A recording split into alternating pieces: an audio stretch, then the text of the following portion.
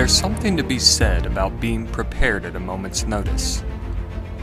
Not prepared in the sense that you know where all your gear is or how your equipment works, but being prepared in the sense that in a split second, you can make the right decision when lives are hanging in the balance.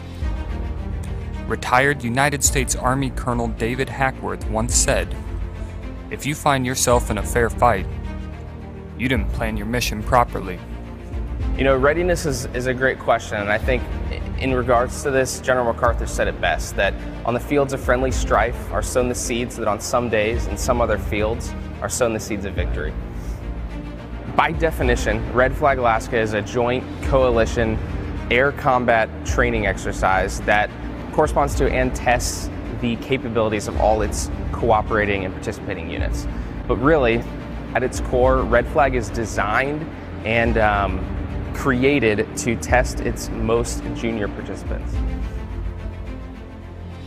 In life, we often quantify our success by wins and losses. Red Flag Alaska is no different. You either win or you lose.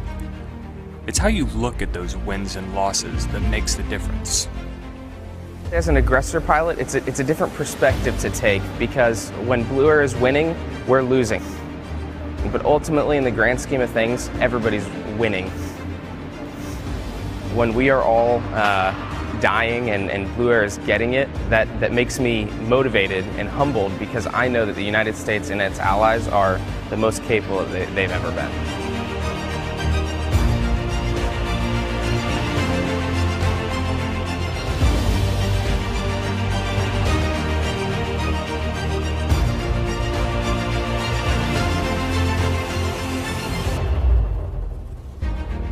Red Flag Alaska isn't only about the United States pilots receiving training.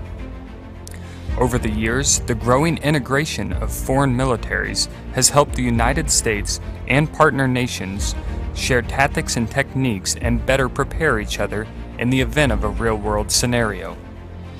主にアメリカをはじめとして言語、文化、生活環境も違う中での訓練をすることによってお互いの相互理解というのが図ることができるというのと同時に、我々日本との違いというのも理解できるというふうに認識しています。またそれ以外の他の3カ国との信頼関係の醸成という観点でも非常に大きな意義があるというふうに思っています。Back home, we do not have other assets like the F-16, the tankers, the F-18s, the seaplanes rather, readily available. So here we have all these assets provided to us to integrate together.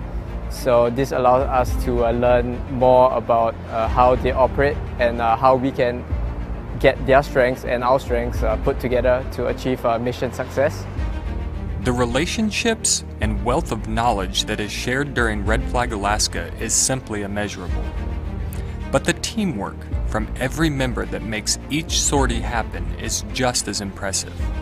The logistics and the maintenance piece that goes into putting up a Red Flag Vol is something that is an extraordinarily complex feat to achieve. All these different elements that can synchronize all their efforts to get these aircraft airborne typically within a 1 to 2 minute window is a testament to hard work and the skill that is resident here when you look out on the ramp and see all the maintainers and all those professionals out there getting those aircraft ready to fly.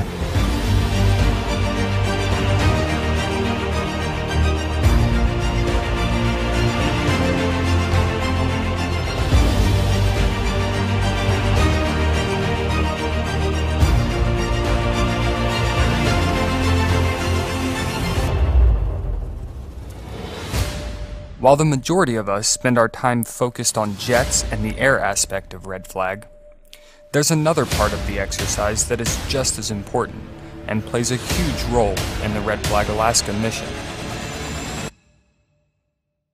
Red Flag Alaska has evolved from primarily a fighter jet exercise into a full-fledged military exercise integrating ground forces from all services as well as partner nations.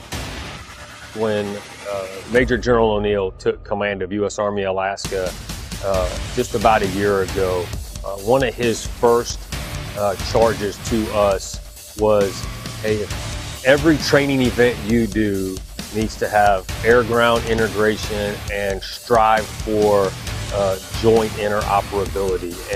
And with Eielson Air Force Base and Red Flag, Alaska right here, that is really when we started to lean into what was in the realm of possible. A lot of times we learn tough lessons in an operationally deployed environment because we don't do this in training enough.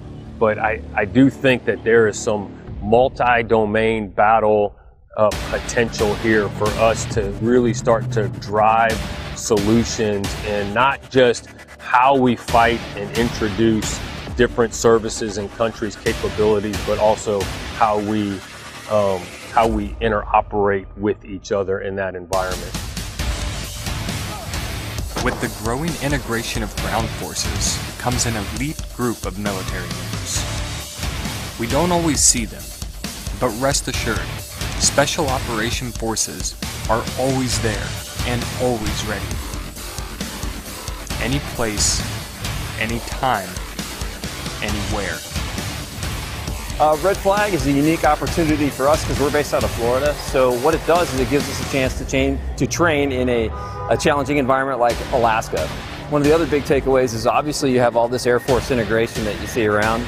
It's a chance for us to talk to multiple platforms and basically just liaise with our Air Force counterparts so that way we can bring together a good fusion between the soft element on the ground and the air elements above, which is really what it's all about. You know, getting really good effects on targets, allowing special operators on the ground to leverage aviation platforms that we normally don't get to work with on a daily basis. When it really comes down to it, the evolution of Red Flag has taught us one thing. No one person, unit, or service is better than the other. It takes a total force effort to train the way we fight. So if you ever hear anyone say that they're better than anyone else, do us a favor and remind them that we all make the mission happen. No matter your job or your service, we all play a role in ensuring the United States and our partner nations never find ourselves in a fair fight.